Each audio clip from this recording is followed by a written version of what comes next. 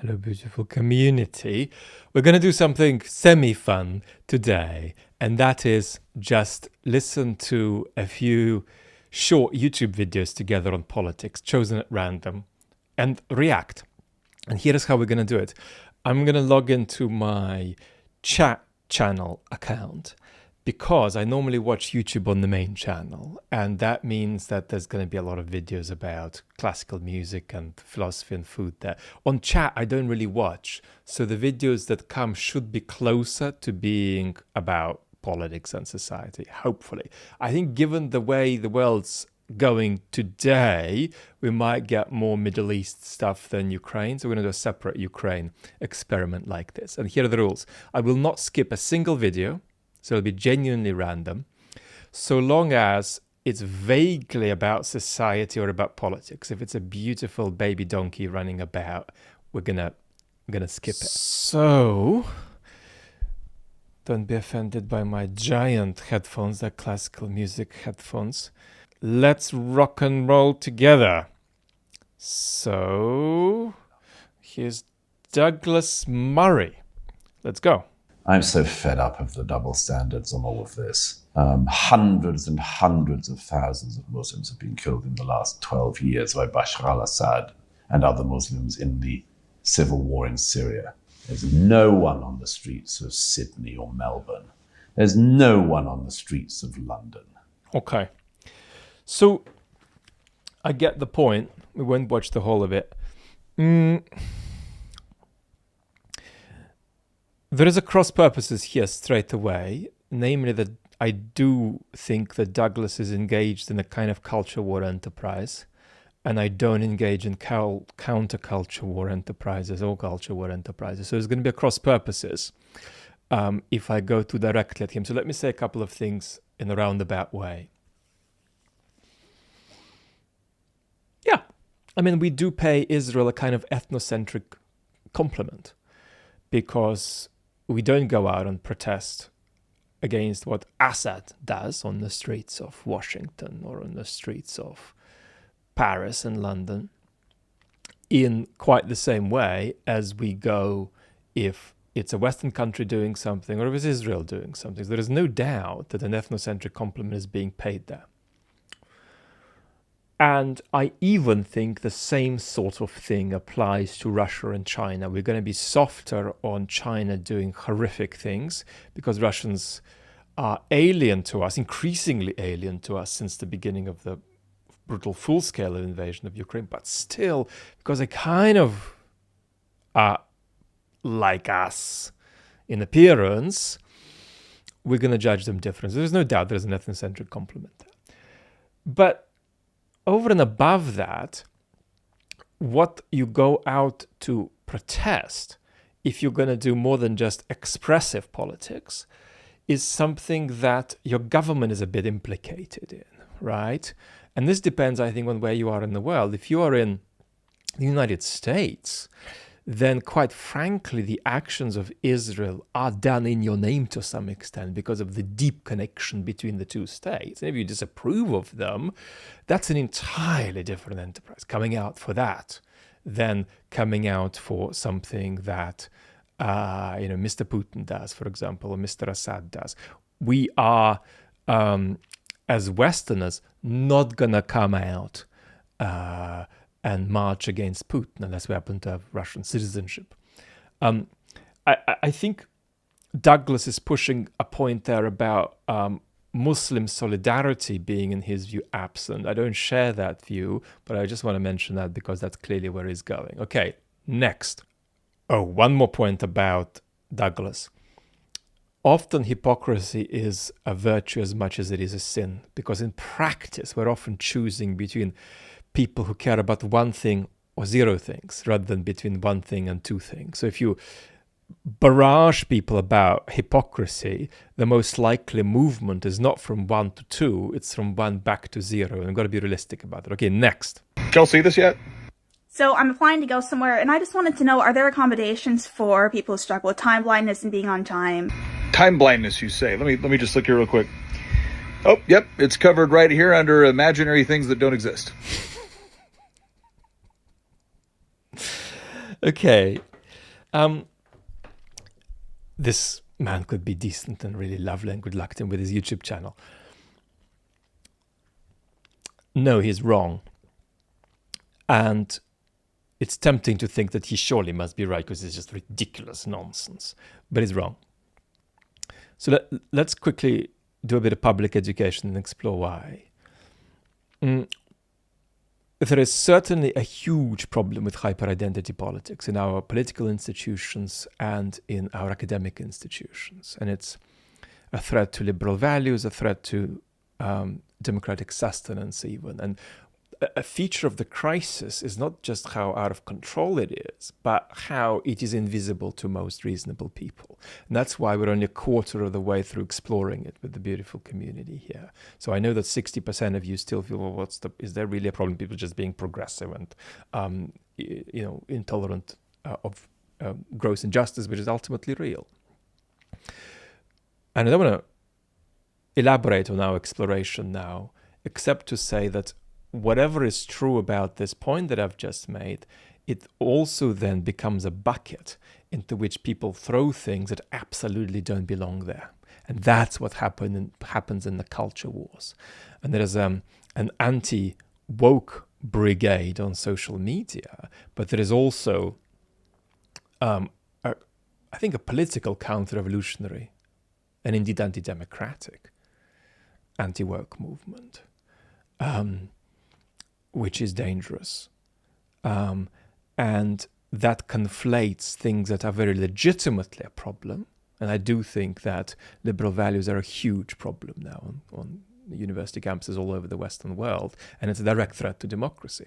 But that doesn't mean you get to throw anything else you happen to not like or be ignorant of into that bucket. You don't get to throw the climate crisis into the hyper-identity politics bucket. It's the biggest challenge we face. And you don't get to throw just about everything you happen to disagree with into that bucket.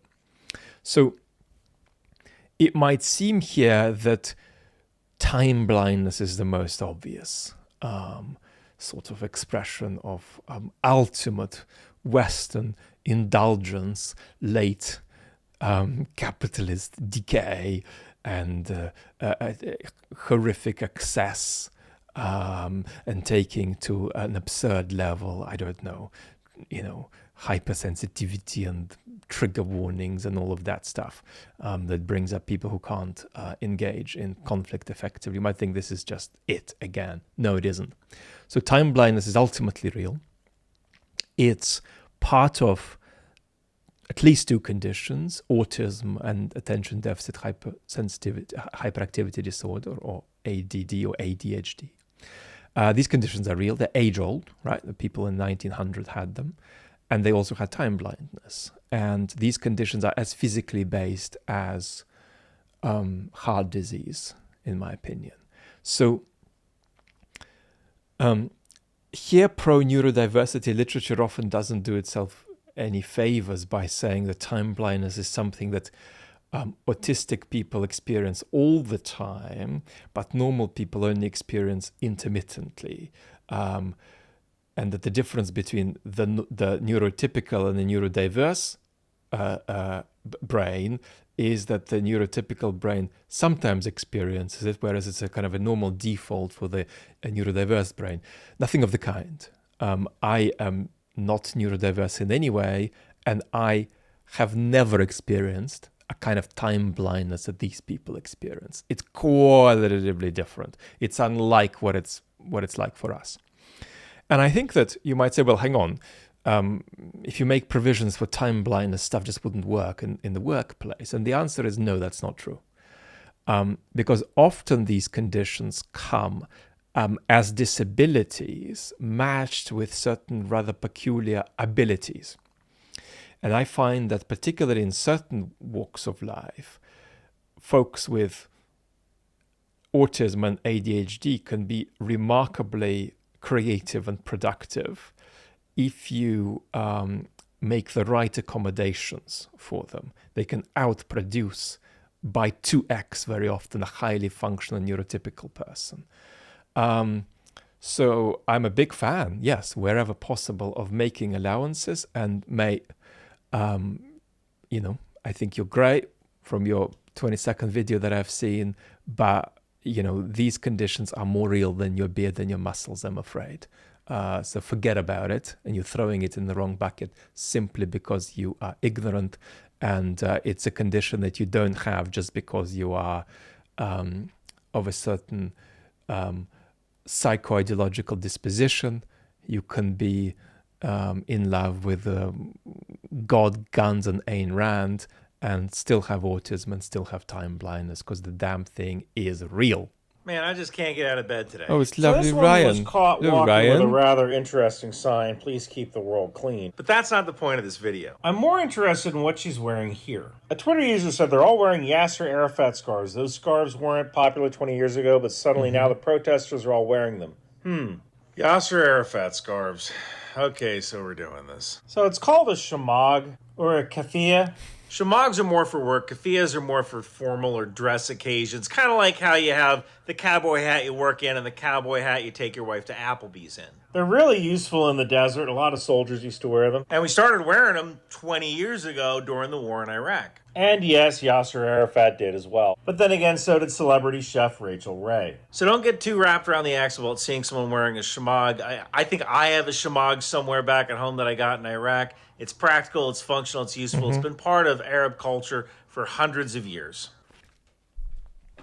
Yes, Ryan's nailed it out of the park. Well done, mate. I think the only thing I would add is that, yes, these things are normal and anybody will have them in their wardrobe if they have led a sufficiently international life, really. The only thing I would add is that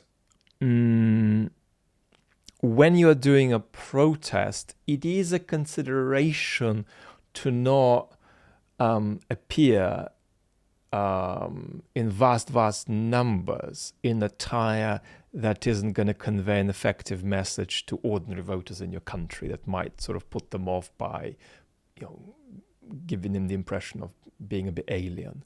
So that's, for protest, I think, an important consideration, but Ryan nails it out of the park.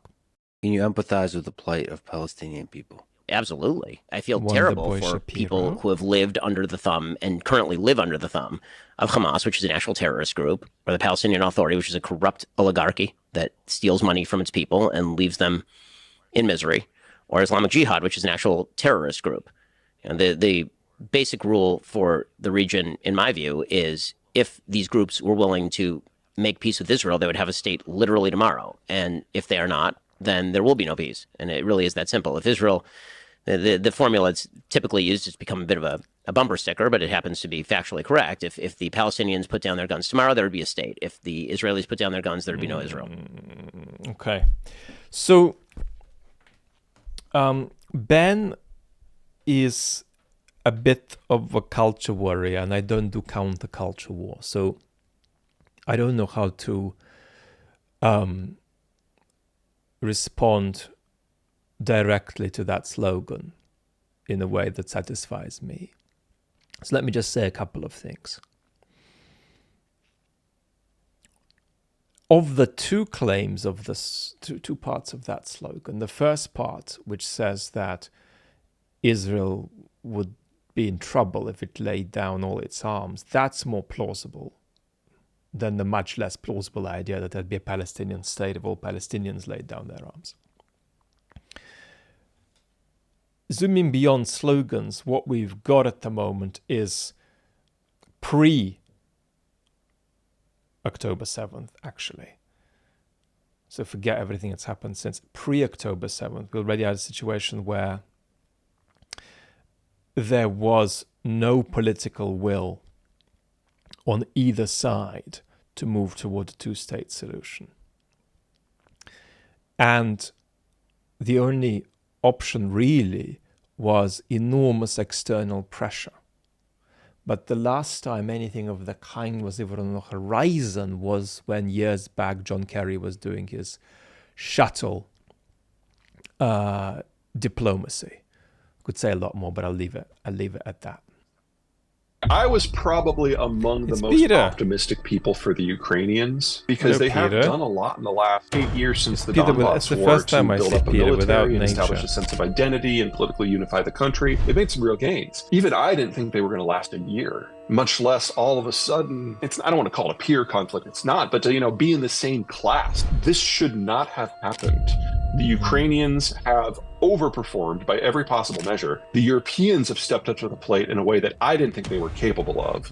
The Americans have joined in, and I thought with European feckleness and general disinterest from Obama and Trump and Biden that we wouldn't get involved. And then, of course, most of all, the Russians have just proven to plumb the depths and the frontiers of incompetence in every possible military field. It took that combination of things for Ukraine to still be in the game. I hope it continues, but this is still Russia's war to lose. Okay. I do think, of course, that what Ukraine has achieved is already remarkable. I think that the trouble is that I know what Peter thinks the causes of the war are. I think we have a video about this on the chat channel from months and months ago. And I don't want to legislate on Peter's views at this point because we'll be in a tangent. So let me just say that as far as capturing political control over Ukraine, it's probably not Russia's war to lose. I think that the odds are stacked heavily in Ukraine's favor in terms of sustaining independence. But to say more and say something more interesting, we'd need to see what is, and perhaps what is wrong with some of Peter's thinking about the causation of war. Now, having said this, do I think that the West's engagement with Ukraine, despite me constantly talking about how it amounts to only half a strategy, is remarkable? I do think it's remarkable, right? So two things are true simultaneously. The remarkable turnaround, engagement, and set of imaginative leaps that got the West to support Ukraine as strongly as it has done, I think that is stunning in the sense that it's not typical for any policy making to proceed like this. It's a kind of policy revolution, the West's support for Ukraine. That is something one could only dream of if one thinks of other policy issues like healthcare, let's say. But that does not mean that this engagement was enough, or if you like, enough strategically. That's all I'm going to say. This broadcaster asked me, in response to my own statement of unbelief, he said, "I insist that you answer the following question, and that you answer it with a yes or a no." I braced myself. I accepted the challenge unseen. He said, "You are to imagine yourself in a strange city where you've never been before. You are to imagine nightfall coming on and you to be without friends or succor in this town. And you are to ask yourself whether you would feel safer or less safe when you saw a dozen men coming towards you in the dusk, if you were to know that they had recently come from a prayer meeting." This is I think I can justifiably say I'm relaying to you, comrades, friends, brothers, sisters, the challenge that was put by the religious to me. Okay, so Hitch was an intoxicatingly gifted intellectual entertainer. But the book of his that I'd recommend the most is his last one, where he talks about dying and being ill and functioning through that and doing things that on the face of it seemed undoable and then somehow managing to pull them out of the bag. And if you know my health history, you know how much I relate. And even right now, talking to you in this moment, this is a less good day for me, and I've had to build up for hours to be able to function a bit today. And as I speak now, 90% of my attention is not on the analyses of the clips I'm giving you. It's just keeping my symptoms under control so I can keep sitting here and remain upright. Normally it's a bit better than this, but often it's worse. And I think some of these things the Hitch puts beautifully in his last unfinished book. on religion, I think this is a point that looks for a round of applause and gets it. And we're entering enormous terrain here where I would recommend against the cultural thread that we've had in the West actually for centuries, that today might involve Dan Dennett, Dawkins, Sam Harris, involve the Hitch. But I don't want to legislate on that now, except to say one thing. And it's an axiom. And what I don't want you to do, if you're interested in engaging with it, I don't want you to object to it, because the axiom already accounts for your objection. The axiom is a response to the objection you might want to give to it, actually. But it needs to be sort of taken away and thought about a bit. And it's this. If our best naturalistic understanding of ourselves, we can say the best scientific understanding of ourselves, and our best other understandings of ourselves, right, philosophical understandings of ourselves, non-scientific understandings of ourselves, lead us to the conclusion that there is no God,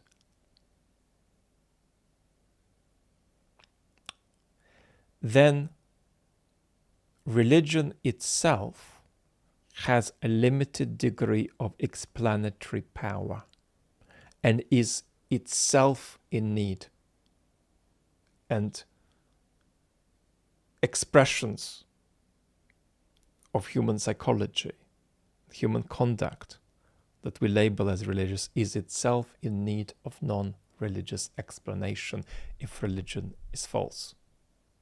That's a very important axiom, and we'll talk about what it actually means, but it does create a problem for the Hitch in what is just put on the table, as much as what is just put on the table is indeed an objection to him that is comically weak. Next, and we might make this the last one.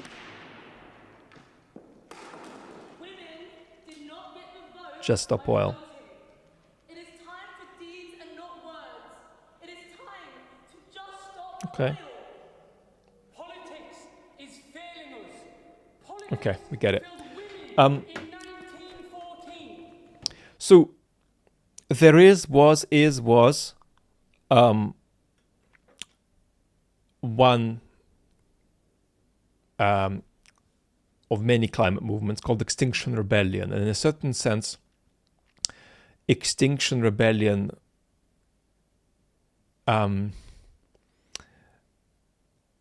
dissolved partly or expired partly. I know Extinction Rebellion very closely. I've seen it, and I know how it expired. It expired in part through hyper-identity politics, through people inside squabbling about things that aren't to do with the climate. Now, Just Stop Oil is a more radical project that intends to keep on with some of the more radical actions of Extinction Rebellion. And there is a broad principle and there's a particular judgment here, I suppose. The broad principle is that we've got to understand that there is pluralism of action, pluralism of effective action. What's going to work for Susan is not what's going to work for Jim when we're trying to persuade people. So just like we want a plurality of discourse, we want a plurality of activism in principle. However, even if we allow that, whereby we might say, well, hang on, certain actions that put off 96% of people but get 4% of people involved could be justified as effective if the goal is to get people to say, well, the climate crisis is real, we've got to take it seriously.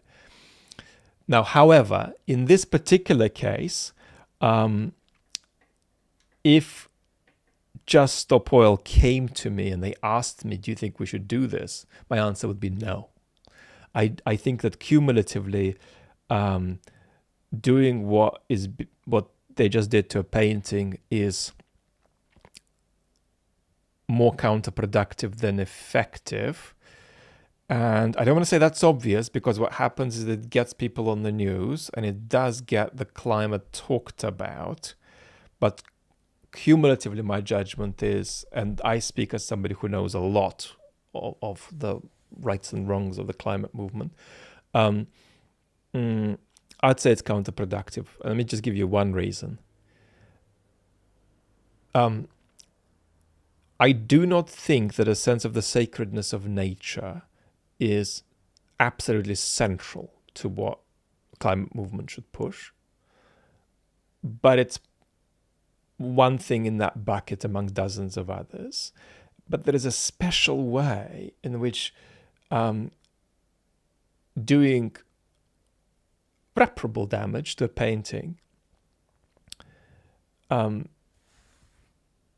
is the very opposite of what a sentiment of sacredness toward nature might look like. Because a sense of the sacredness of nature and a sense of the sacredness of human art production don't come from the same place, but they come from the same direction.